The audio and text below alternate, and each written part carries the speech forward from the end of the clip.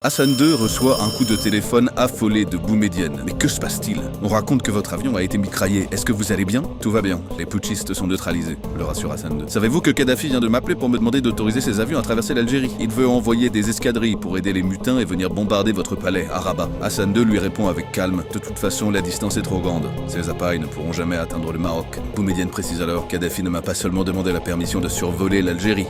Il veut aussi que ses chasseurs puissent se ravitailler en carburant chez nous. Vous pensez bien que je n'ai pas donné mon autorisation. Quand il est arrivé dans sa cellule, Achad s'est fait l'étrange, douloureuse réflexion. On ne nous a pas encore tués.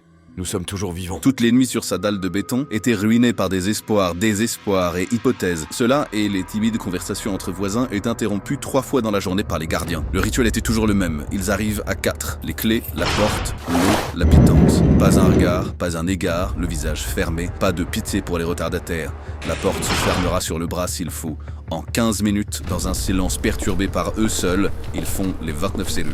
Il y en eut bien un pour les prendre en pitié, pour leur donner des cigarettes, quelques mots d'explication pour leurs esprits affamés. L'adjudant-chef Carbouche, dans sa bonté maladroite, avait même été jusqu'à leur fournir les papiers et stylos nécessaires pour écrire à leur famille, et avait ramené de permission leurs réponses, des vivres, des médicaments, le saint homme. Mais un jour, brutalement, il a disparu.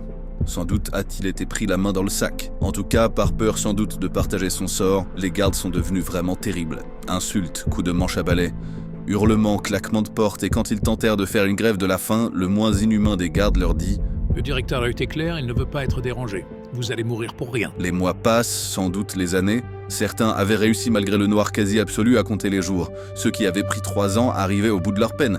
Quand la date arriva, puis passa, ils plaidèrent avec une énergie inconnue, expulsés hors du corps par le désespoir. Rien ne vint. Ici, il ne faut pas dire 3 ans, il faut dire pour toujours. Et Achad eut en mémoire Dlimi, qui au tribunal avait vendu la mèche. 3 ans, 20 ans, c'est la même chose. Puisque le dehors se refuse à eux à jamais, Achad décide de faire partie de ceux qui s'attaqueront à cette vie sans lumière, sans réconfort, à la merci de la chaleur qui s'abat sur leur toit de tôle, du froid de l'hiver, des haricots blêmes, des cafards, scorpions et serpents.